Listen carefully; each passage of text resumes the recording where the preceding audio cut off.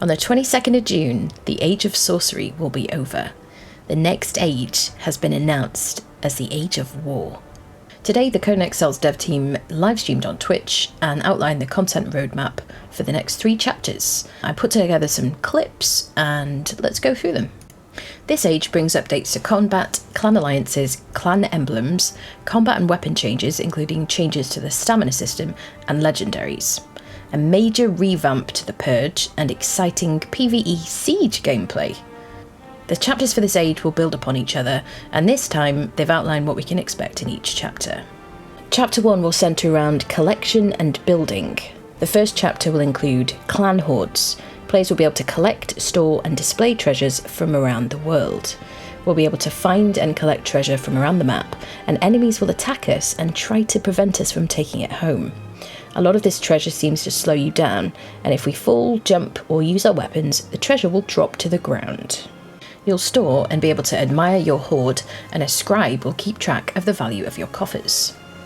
The treasure you collect in Chapter 1 will have a lot more impact when Chapter 2 arrives, and with it, a major rewrite of Purge mechanics. This chapter will change PvE substantially, making the gameplay more warlike. Instead of the current Purge system, this Purge will operate in an opt-in system, and its difficulty will be based on the value of the treasure you have accumulated. Enemies will set up a forward operating base near your hoard, and enemy NPCs will target and try to breach your treasure room to take away your treasure. You'll be able to spend treasure to buy reinforcements for your base, and this will make you eligible for higher tiers of Purges. The more money you have, the better the Purges you can get. Chapter 3 will see players turning the tables on the people attacking us. We'll be able to search for and siege their bases. Let's talk more about what we're getting in Chapter 1.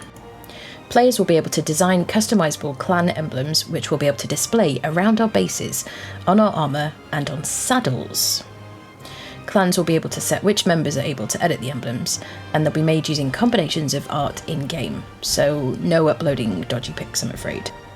Some design elements will be included in the Battle Pass, and others will be added over time.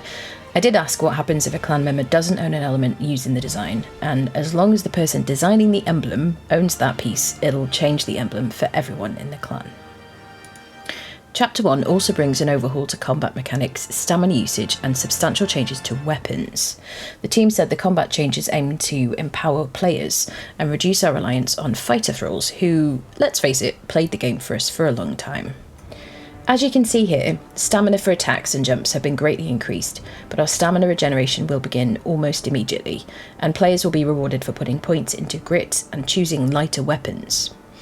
Enemies have been rebalanced with much lower HP but higher damage to make each encounter feel more significant. They've added new 2-skull champion enemies, so it'll be interesting to see who or what we'll be facing. To give us a better chance of survival in NPC camps, the aggro range of enemies has been substantially reduced. This means a trip into Azeroth shouldn't result in players being swamped by angry Nordheimers. The number of enemies solo players must fight at a time should be limited to around 3. The team are making changes to autolock to give larger enemies multiple snap points. And for anyone concerned about darkness returning after the eclipse leaves the exiled lands, they're changing the way darkness behaves. Players will be able to see a little better in their immediate vicinity. Each chapter will come with a new battle pass, store and free content, new placeables, build sets and armour. Chapter 1 will be playable on the PTB from the 23rd of May, and will hit the live game on the 22nd of June. I'll be live streaming this series on my Twitch channel and uploading content here onto YouTube.